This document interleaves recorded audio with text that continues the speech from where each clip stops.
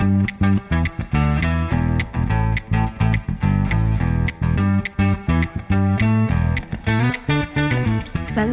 to the Gen Z podcast by Civis, where we, the next gen citizens, get real about the invisible rules that shape our lives and the power we hold to change them.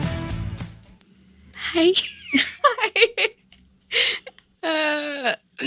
Lots of things to discuss today, and very early in the morning for especially me. And Oh man, you Gen Zs, I tell you. oh my god. I think I identify myself as Gen Z and not Gen Z. Tell me what this Gen Z is all about. I know the podcast is called Gen Z, but what? I feel like we should have done this with the first episode, but it's never too late. It's Gen Citizen. It's Gen Civicin. Do you want to tell the listeners what Civicin is? So, civis, the word itself, is one of the coolest words, I think. I'm such a nerd, yeah, it's too sad. Anyway, it's the root word for all things that we love. It's the root word for citizen, for civilization, for civil society, civil services even. It's the root for all of those different things that make us who we are. So coming back to what Gen Z stands, I think it's C for Constitution. Absolutely. Civis, Conversations. Yeah, and citizenship, right? What does that really mean to you, this whole active citizenship or citizenship in general? How do you view it? I was actually trying to figure out if there is a difference between a good citizen and an active citizen. Like if you don't read it carefully, you'll think, oh, like it's just one and the same thing. It's almost interchangeable, but it's so different because good citizen is somebody who's abiding by the law, who is following the rules, like he's voting, he or she, and doing all the right things. But then there is a slight shift in that good citizen when he or she decides to take things more actively, decides to engage. When we were prepping for this conversation, we spoke about the ladder of active citizenship. It's a fun concept. The idea is that we have certain rungs that we want to climb on a ladder, but we start with basic actions, right? Like we start with volunteering, we start with helping out a neighbor. Like, for example, not littering around, like keeping our surroundings clean, keeping ourselves informed. Like, we know how the entire media right now is, and it's so important to cross check and verify your resources before you make a judgment about things. We start with the simple things in our day-to-day life and then work our way up to some of the more complex things. Along the way comes like voting, along the way comes our civic duties in many ways, which are things that are like things that we have to do. And voting not just for the sort of central elections that are more publicized or more noticed, but actually voting for our ward officers, for people who are at the urban local body level. Even there, I think there's such an important role for us to play in just showing up. Going ahead then from that actually comes things like starting an organization or working in a domain more deeply, or even just contributing to policy making in a more active way. Now, this whole ladder concept, it's not so clean in the sense that it has a lot of criticisms to it as well, right? And one of the big criticisms is the fact that the ladder analogy makes us think that we're all starting at the same point. Which a lot of us aren't. So, the thing is that when it comes to engaging also, it's actually really important to also talk about what stops people from being active citizens. Yes, we all have a responsibility to kind of participate, right? But I also feel like we have a responsibility to understand the circumstances in which we're doing this kind of participation and be kind to ourselves. Man, like travel takes so much time to come to office and like everything is just difficult for us to do in many ways, and we don't have that much time left to actually give to active citizenship. I feel like we come from a place of privilege when we ask people to be active citizens because we have the bandwidth and the resources and the time to be an active citizen. Like, for example, somebody who's struggling to get 3 meals in a day, their priorities in life are very different, because for them, it's first survival and then making it maybe better survival in terms of then becoming an active citizen. One of the other reasons I feel like it's difficult for people to engage actively is also sometimes because they don't realize the invisibility of rules. You might be complaining about it actively, but you don't realize that you have a say in that. Like, for example, if there is a metro that's coming up, or if there is a hike in prices, like, you will complain about it, but it's almost invisible how policies and rules and laws work, and you don't understand essentially how you can engage with them. Yeah, absolutely. In fact, very recently, for some of the work that we were doing, we asked people what's the biggest barrier to engagement, and they actually said in very large numbers, almost 60%, said that the biggest barrier to their engaging is just not knowing who in the system and how to kind of take that first step, right? And I think so much of it is also about taking that first step. It always feels really daunting and scary and in some ways isolating as well.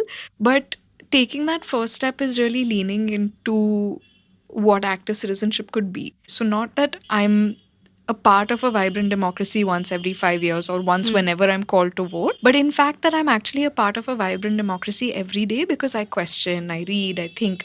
And that is such an important value as well as a part of citizenship. We are an integral part of the system, and we think ignorance is bliss, and we have the resources to just go on with our lives and live comfortably, then it's just going to be the way it is, and we'll just keep complaining in social gatherings or on social media to stay relevant. But things are going to stay the same. I'm going to sound philosophical again, but like, I feel like it's also the tipping point sometimes, like when you're pushed so much to your limit of patience.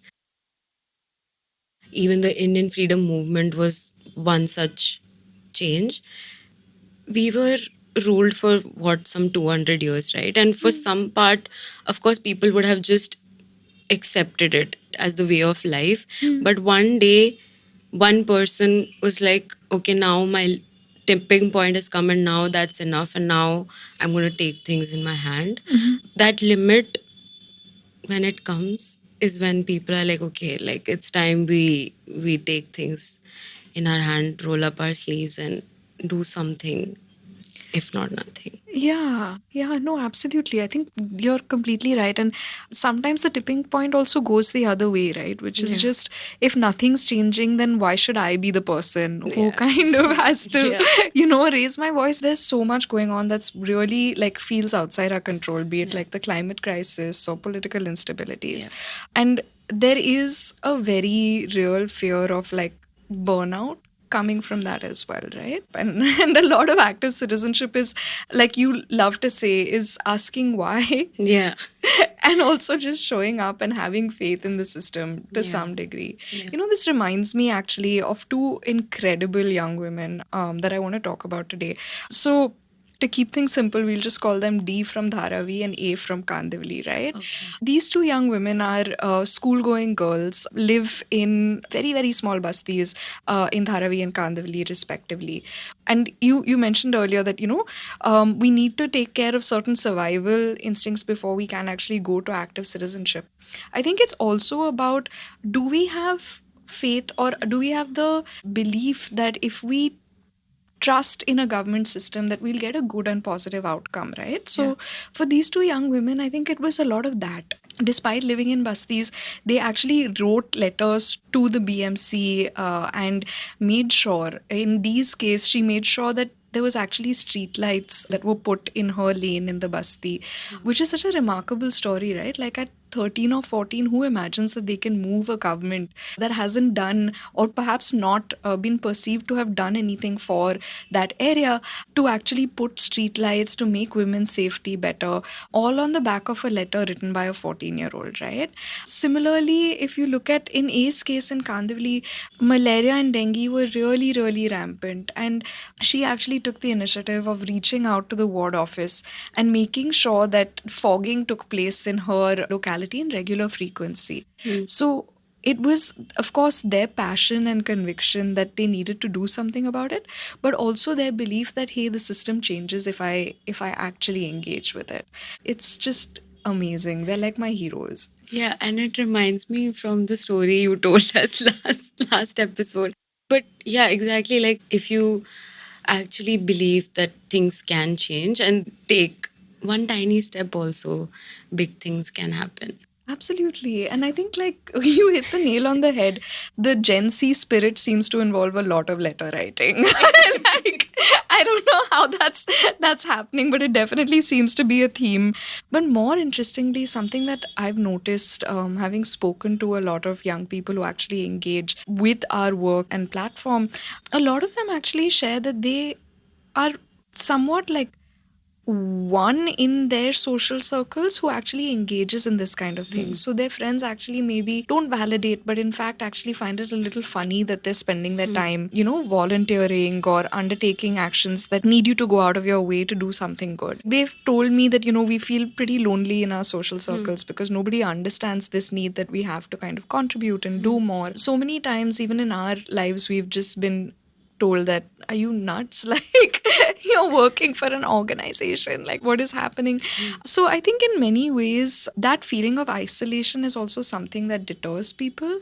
If you don't feel heard or understood or have that community that's waiting for you, it does get a little isolating for people to go out of their way. And I feel it often as well, right? Like sometimes I'm just like, you know what, on this family group, I really have a different point of view, but man, I just don't have the time to research and tell my uncle or auntie ki aise nahi hota, you know? I mean, not even research, like just the effort of, saying no and being like, this is also a POV you could look at. That also takes some courage, I feel, because you are one in a majority and you having to say something different takes a lot from you.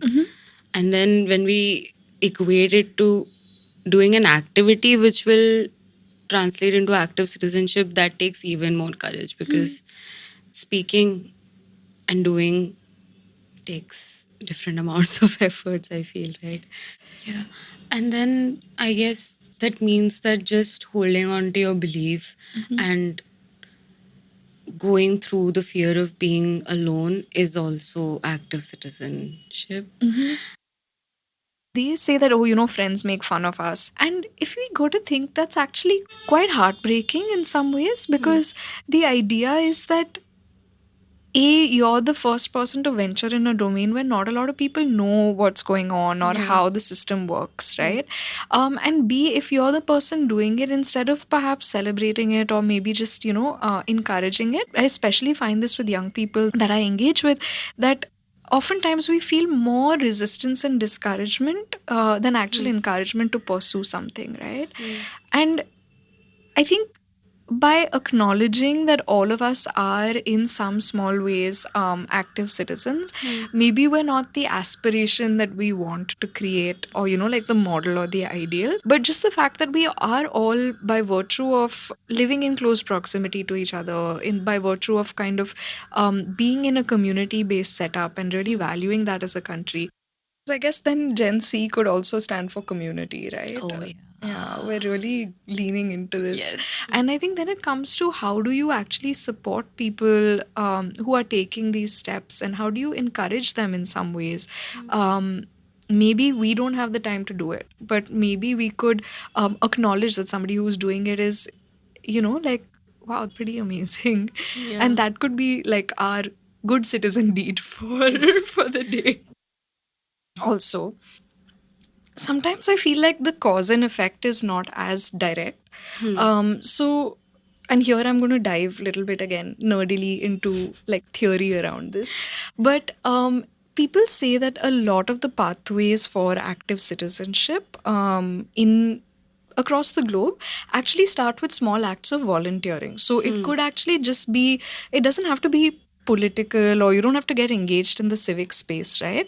But would you take out an hour to go and visit an old age home, or would you take out 2 hours on a Sunday morning? My god, I really like admire those people, to like clean up a beach, right? Would you wake up early to do it? Would you kind of put yourself out there, even if it's not in the form of voting or any other democratic tools? But that's actually the foundation of a lot of active citizenship. It's the foundation of a lot of pathways or journeys that start towards working towards better outcomes as well. So it doesn't always have to be in the civic or citizenship space. Absolutely. It can really just be, like you said, small things that we do in our day-to-day life to be conscious and to be kind to those around us. Yeah, that is making me question when was the last time I did something that is part of being an active citizen. I'll make sure I'm being an active citizen more actively. Oh, 100%. Yeah. 100%. I really need to wake up on Sundays and go do some beach cleanups.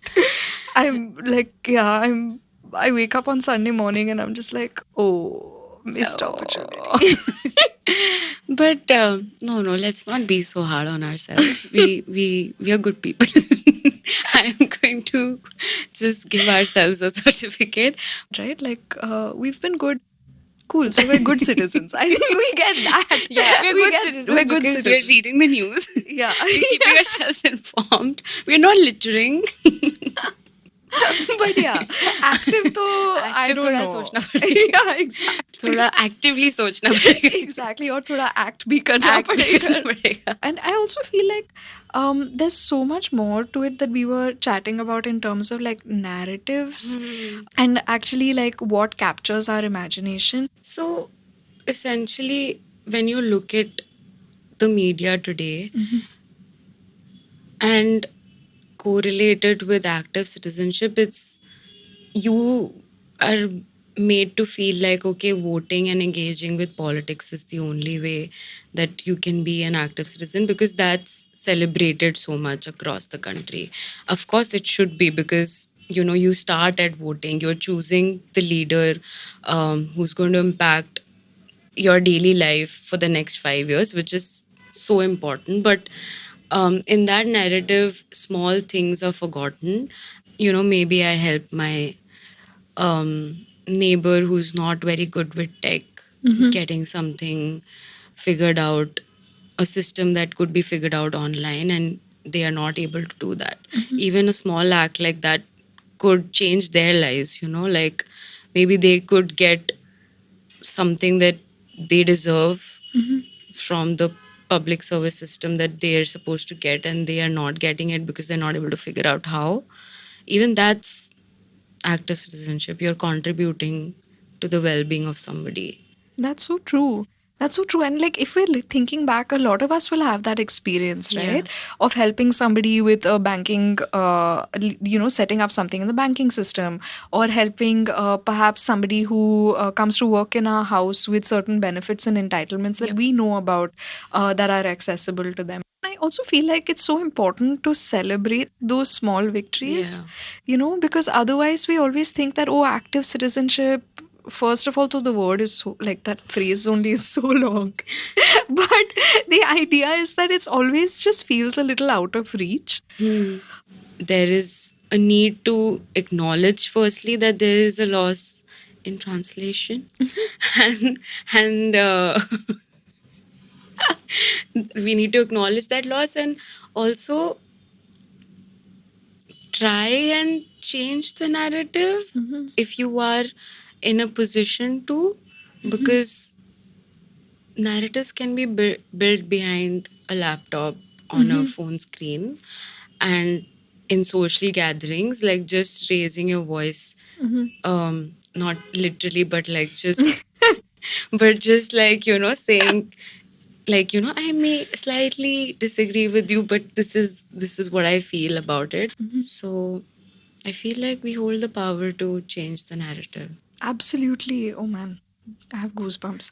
I think not only do we have the power to change the narrative, but I also feel like in so many ways, the narrative that we've built around the nuts and bolts of stuff is so like it's just that it's like nuts and bolts, right? But politics, for example, everybody has an opinion on like politics in general in this country, just as much as we hold an opinion on what our favorite mango is, right? Like it's one of those things that really like favorite cricketer, like favorite cricketer, Bollywood, mangoes, and cricket, and politics. Oh my god, it's exactly. But the idea is that the day to day hasn't been able to capture that imagination, and I think it's really like there's so much to learn, because what does politics do in terms of narrative building, right? Like it kind of builds hope, it builds aspiration, it tries and tells a story which has a beginning, middle and end.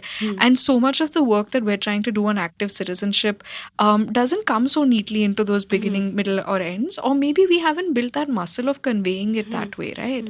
And only when we do that does it become exciting for people to move from perhaps being on the fence about some stuff to actually taking that next step. And you know, in many ways, it's kind of like IPL, yeah. Like what IPL did for cricket. C for cricket. Oh my god. I didn't want to cut you off initially, but C for cricket. C for cricket, indeed.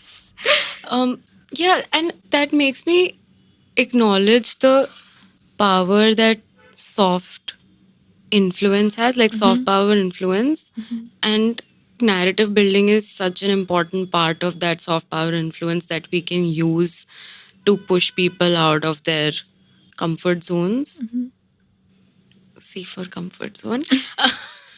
but also let them know that it's not that out of their comfort zones. It's literally just in your ecosystem.